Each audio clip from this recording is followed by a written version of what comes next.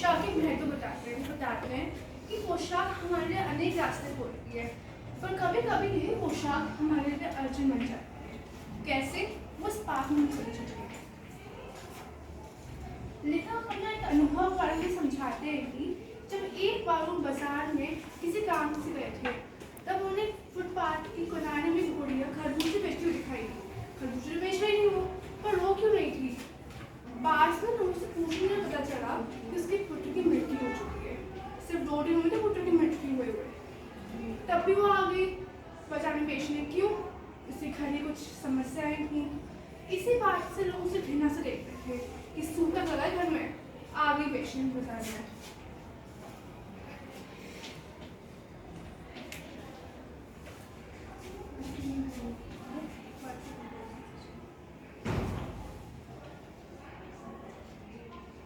लेखक कहते हैं कि खरबूजे तो बेचने के लिए ही रखे थे।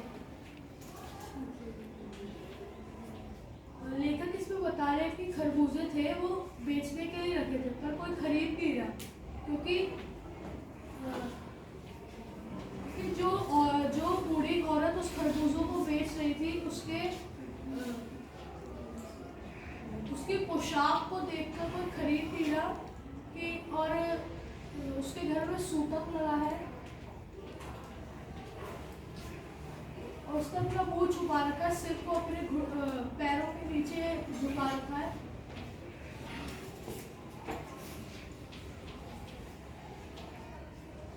लेखक कह रहे हैं कि उस औरत को रोते हुए देखकर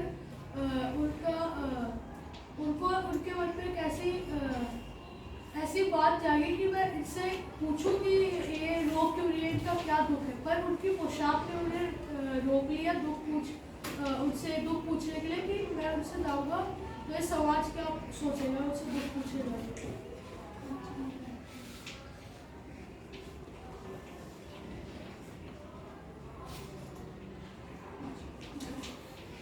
उनकी पोशाक अच्छी थी, स्वच्छ थी, अर्थात वो ऊंचे वर्ग के थे। वहीं पे बुढ़िया इसकी पोशाक अच्छी नहीं थी, वो नीचे वर्ग की, छोटे वर्ग से थी। कैसे देखते उनके साथ, कैसे उनसे दुख पूछते, समाज क्या कहता।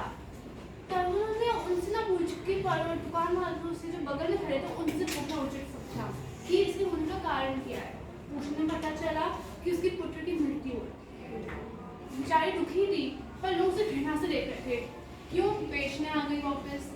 तो इसी में लेखक ने बताया कि हमारे समाज बताते हैं कि उनको पता चला कि उन्होंने क्या हुआ कि उनका बेटा घर में इकलौता इंसान था, तो रोजी रोटी कमाता था।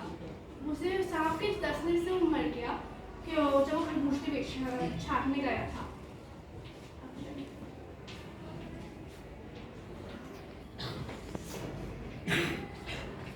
तो इससे पहले कि मैं आगे बढ़ूँ तो आप सभी लोग अपनी हिंदी नोटबुक में ये माइंड मैप साथ में बना लीजिए ताकि आपको आगे मदद मिले। पाठ के साथ हम आगे बढ़ते हैं। लेखक कहता है कि उस औरत को इस अवस्था में देखकर एक आदमी ने नफरत से एक तरफ छूटते हुए कहा कि देखो क्या जमाना है, जवान लड़की को मरे हुए अभी पूरा दिन भी नहीं बीता और ये बेशर्म दुकान लगाकर बैठी है। लोगों की ये विचार देखिए, अंधविश्वास, यानी कि उसके घर में सूतक था, जिसके कारण सूतक में 13 दिन का व्यक्ति को, जिसके घर में भी कोई किसी का देहांत होता है तो वो अपना काम काज छोड़ के दुख मनाता है, परंतु जब बुढ़िया के पास पैसे ना थे तो उसकी मजबूरी के कारण उसको दुकान लगानी पड़ी। तो लोग बाग उसके बारे में बुरा भला कहते हैं। वहीं खड़े दूसरे साहब अपनी दाढ़ी खुजाते हुए कह रहे थे कि अरे जैसा इरादा होता है अल्लाह भी वैसे ही लाभ देता है। लेखक कहता है कि सामने के फुटपाथ पर खड़े एक आदमी ने माचिस की तीली से काम खुजाते हुए कहा, अरे छोटे वर्ग के लोगों का क्या, इनके लिए सिर्फ रोटी ही सबसे ज़्यादा महत्वपूर्ण होती है। इसमें जो बुढ़िया रो रही थी वो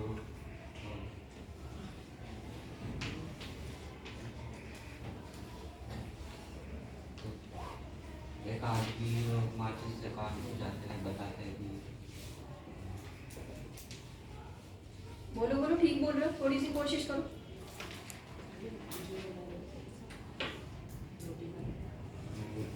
रोटी के टुकड़े के लिए मतलब कुछ भी कर सकते हैं।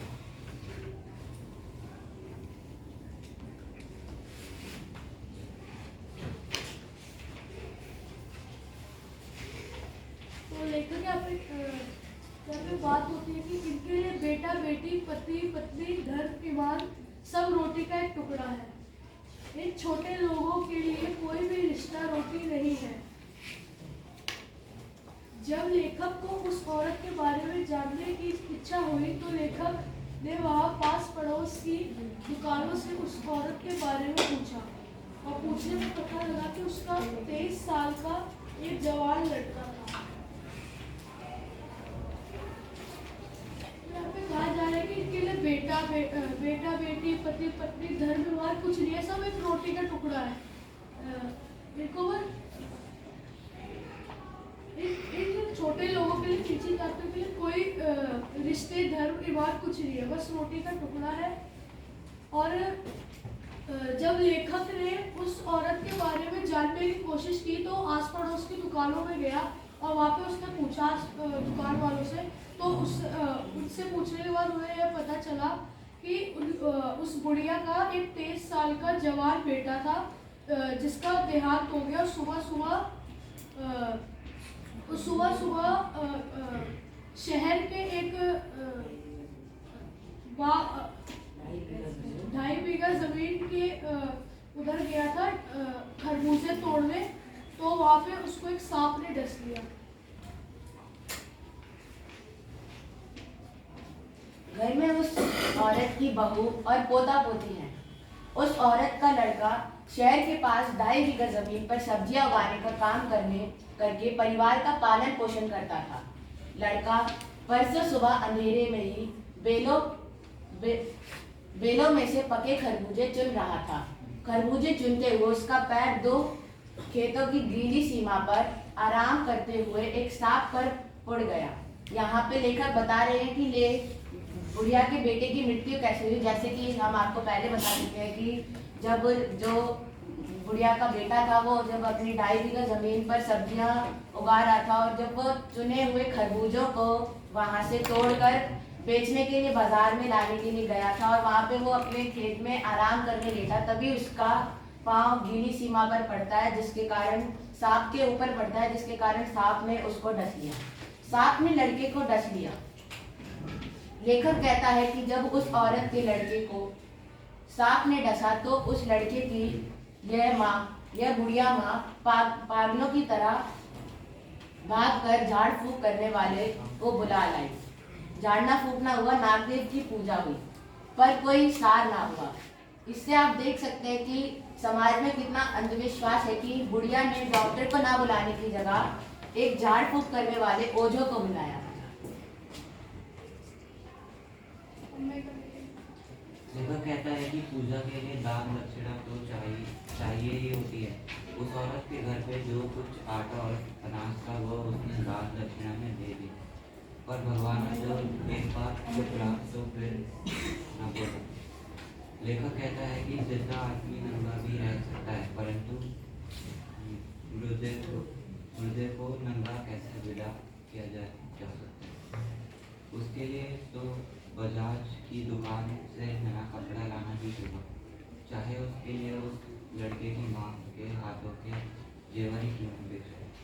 इसमें लेखक बताते हैं कि जो झाड़ फूकने वाला था वो उसको दान में जो घर का जितना भी आटा और अनाज था वो उससे देना पड़ा, क्योंकि उसके पास पैसे नहीं थे। और उस लड़के की जो माँ थी उसने अपने कंगन भी बेच दिए थे, मगर वो फिर मर गया था, तो फिर से वो जिंदा नहीं हो पाया।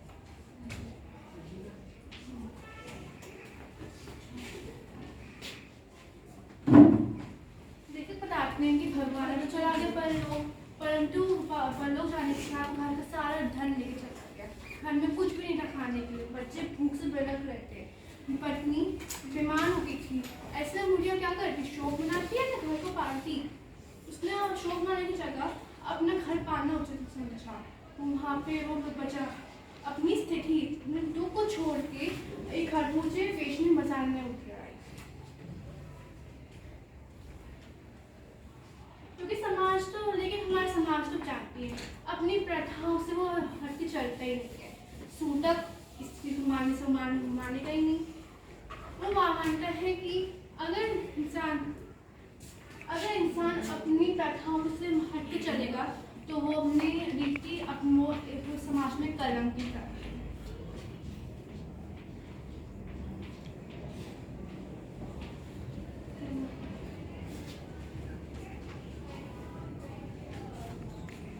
उस बेचारी औरत के पास और चारा भी क्या था। लेखक कहता है कि बुढ़िया खरबूजे बेचने का साहस करके बाजार तो आई थी, परंतु सिर पर चादर लपेटे, सिर को घुटनों पर टिकाए हुए अपने लड़के के बर्थडे के दुख में बुरी तरह रो रही थी। लेखक अपने आप से ही कहता है कि कल जिसका बेटा चल बसा हो, आज वह बाजार में सौदा बेचने चली आई है। इस बारे किस तरह अपने दिल को पत्थर किया होगा। इसमें कहा जा रहा है कि उस बेचारी औरत के पास चारा भी क्या था। अब उसके घर में उसके पोते बीमार है, उसकी मतलब पोते भूखे हैं और उसकी बहू जो है उसको बहुत तेज बुखार है, तो उसके लिए उसको कुछ पैसे तो चाहिए बच्चों को खिलाने के लिए और उसकी बहू का इलाज कराने के लिए। तो वो बाजार में सौदा करने चल पड़ी। तो सौदा जब करने गई तो वो बैठ के रो रही थी, अपने घुटनों के नीचे चादर ओढ़ के, घुटनों पर अपना सिर घुटनों पर टिकाए हुए चादर ओढ़ के बुरी तरह रोने लगी। और फिर लेखक कहने लगा कि जो बुढ़िया है वो अपने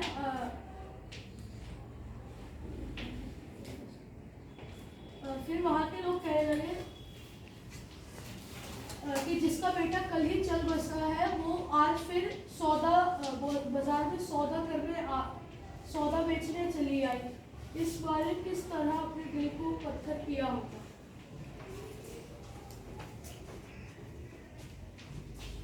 लेखक इसी से अपना बताता है कि अपने अनुभव सम्राट महिला था, उनकी पड़ोस में रहती थी। वो भी बताता है कि उसका भी पुत्र माँ की मृत्यु हुई थी, जवान पुत्र वो भी था, वो ये भी था। बताता है लेकिन उस माँ की दशा में और इस माँ की दशा में अंतर था। उसने अपने 8 महीने पलंग में काटे थे और लोग उस पर दयालु भावना भी बरसा रहे थे। क्यों? समय था, सहूलियत थी, पैसा था, सब कुछ था उसके पास। डॉक्टर उसके पलंग के बाजू में बैठे रहते थे। वो एक पल के लिए आँख खोलती थी और बेहोश हो जाती थी। सब कुछ था उसके पास। उसके पास समय, सहूलियत, दौलत सब थी, परंतु इस बुढ़िया के पास कुछ नहीं था। इसलिए लोगों ने उसे वो अधिकार नहीं दिया, उसे वो दुखनाने का अधिकार नहीं दिया जो सम्राट हीरा को मिल गया था। इसमें पता चलता है कि दुख नाने के लिए भी अधिकार होता है। कुछ प्रश्न आपके सामने पेश करती हूँ मैं। नहीं, बीच में से किसी से भी पूछ सकते हो। किसी को आते हैं? पहले प्रश्न पढ़ दीजिए वहाँ से। बुढ़िया और सम्राट महिला को दुख समान होते हुए भी भिन्न कैसे था? आर्थिक असमानता के कारण, आशावादी दृष्टिकोण के कारण, खुशी के कारण, राजनीतिक असमानता के कारण। आर्थिक असमानता। ठीक है, बुढ़िया का बेटा दिल्ली में